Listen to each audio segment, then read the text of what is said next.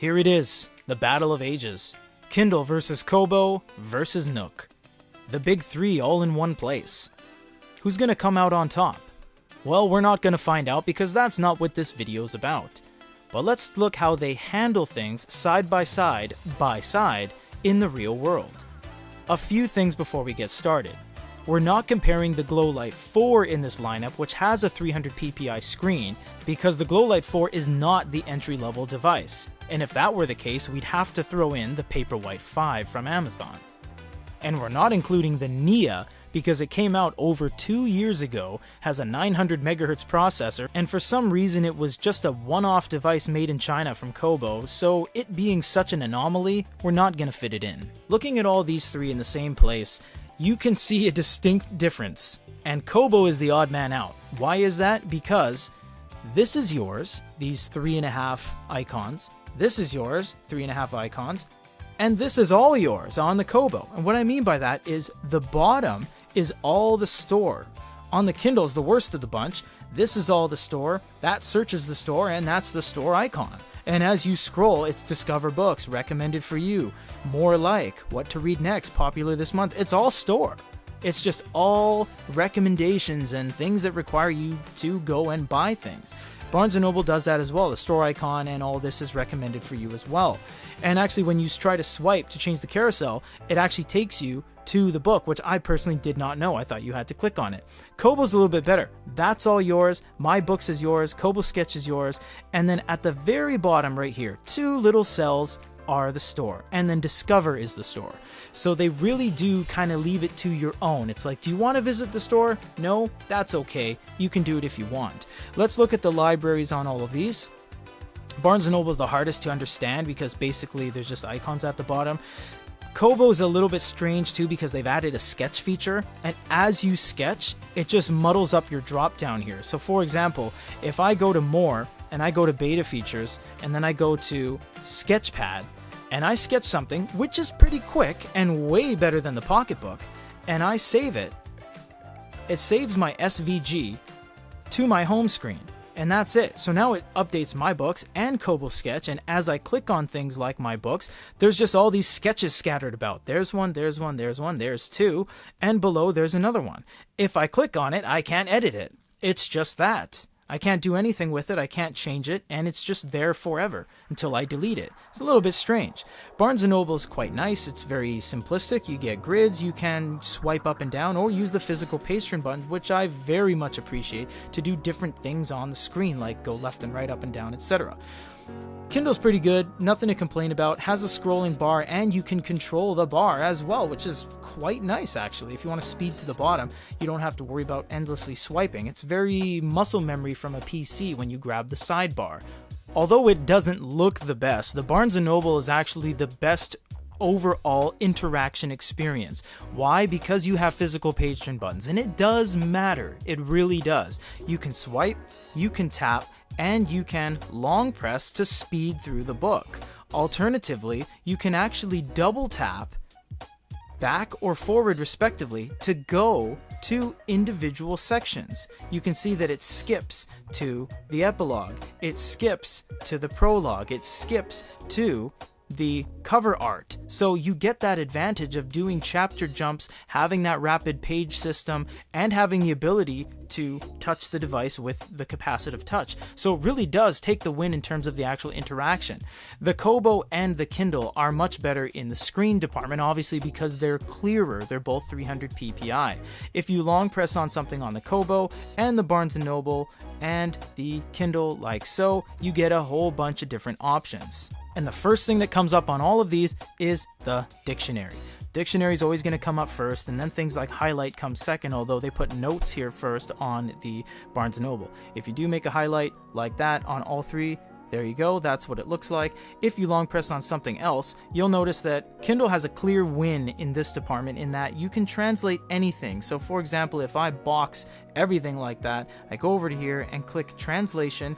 Very quickly it's going to translate any language to any language I see on the drop down menu in a snap. Yes, it utilizes the internet, and yes, it utilizes Bing, but you can do it. On the Barnes & Noble you have no such feature. You do have copy, you have dictionary lookup, and you have search in the internet, and you have take a note. On the Kobo, I would say it comes in second place because you do get that drop down of multiple dictionaries you can see right there. You do get Wikipedia, you do get the web browser, you can expand that, and you can search in both the book, Wikipedia, and Google. I will say that Barnes & Noble and Kindle have much better touch inputs. The Kobo just seems to have smaller touch boxes everywhere. As you can see, we were trying to touch this and we didn't know if we did it, and it takes a long time. It's harder to touch things on the Kobo. Everything feels like you're kind of missing it at times, and it kind of like the touch acceptance is so small, you don't really know where to tap on it, whereas Kindle's just much more exact and precise. When you tap on something, you know what it's going to do. You tap on the top third, it opens that up. You tap in the middle of the Barnes & Noble, it opens right away. But with the Kobo, you miss things sometimes, and it takes just a couple more tries to really just narrow in on where you have to touch each individual time.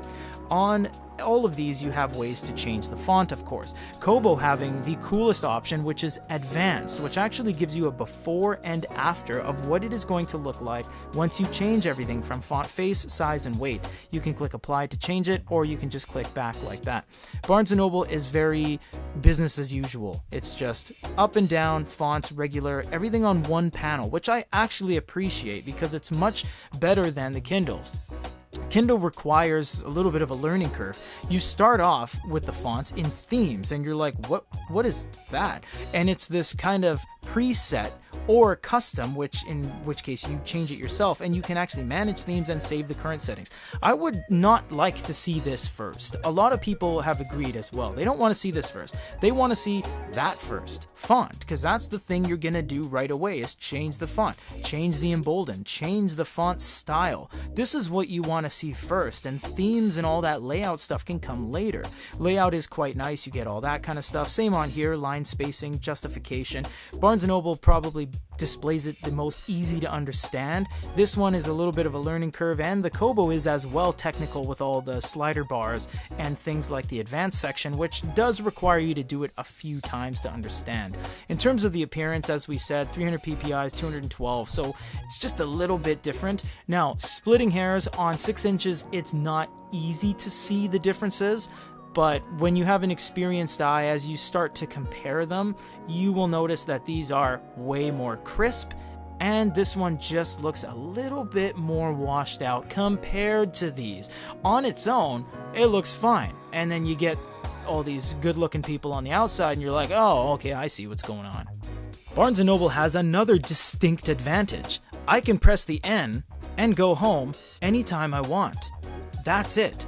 On both of these guys, you have to constantly scout where you are on the devices to try to get out. For example, if I click in the middle, there it is, back to my books. And even then, that's not home, it's just back to my books. And you can see it didn't interact with it properly. I missed it, even though I tapped it. So that's a problem as well. Then you can go home. On Amazon, it's probably the most difficult. You have home, but this changes all the time. For example, if I'm on library, I don't know how to go home. Oh, there it is, home. But if I'm over here into the settings, that back arrow goes away. There it is, the X. So this has the most kind of difficulty with always looking for the UI element to try to get back a cell, a step to the very beginning. It's the hardest to do when compared to the others. Barnes & Noble is the easiest. If you're in the drop-down menu, you press the home button, it goes home. If you're in settings, you press the home button, it goes home. There's no discussion.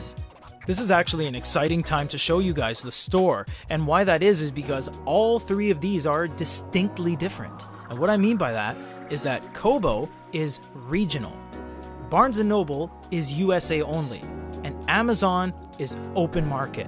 What does that mean? On the Kobo, it's going to be locked to wherever you are. We are in Japan right now at the Good EREADER Japan office doing the reviews. This is only going to be in the Japanese market. You can see here, I can look at the trending now. It's going to access the Kobo Rakuten Japan store, and it's going to give me Spy Family and all this manga and stuff. I can't change that. On the Barnes & Noble, it's USA only. I can only access the barnesandnoble.com store. Why? Because there is no barnesandnoble.sg Singapore. There is no Barnes & Noble SA South Africa. It's just Barnes & Noble. So no matter what I do, I'm only on the Barnes & Noble store. On the Kindle, even though we're in Japan, even though I'm Canadian, I start this up, I click, where do you want to be? USA, Amazon.com store, boom, here I am. I'm in the Amazon.com store, I can buy things, I can have my credit card, I can download things, I can update from the cloud. It's all there. Amazon's the best at the store, hands down. There's no comparison because this is going to be the one that has the most books, the most functionality, the most freedom, and the ability to access any store you wish from anywhere in the world. In terms of the way they display things, it's not really anyone's a clear winner. Barnes & Noble and Kobo have tabs, detailed, reviews, related, customer reviews, editorial reviews, more like this. Amazon just has kind of an all-in-one drop-down. No one's really better than each other, it's just displaying it a little bit of a different way. These three are very different as well when it comes to manga. The Kindle's the best, and I'll get into that last. It is the best, I'm sorry. Barnes & Noble's probably the most dry and basic. You turn pages, you swipe to turn pages, use the page turn buttons. It's weird too. From page to page, it formats itself strangely. For example, this is snap to top. This one is not, even though there's ample room to pin to corners, but it just chooses not to. This one as well, but I can understand because the bottom cell, etc., etc. That's it. You can use the page turn buttons to turn pages. It's just whatever. On the Kobo, it's kind of just standard business as usual as well. If you try to tap the side and do a page turn, quick page turn, it doesn't do it. It just kind of either does nothing or thinks you're tapping, or sometimes zooms in like that arbitrarily, which is kind of weird actually now that I think about it. So it's just a regular manga experience, and there's nothing particularly stand-outish for this.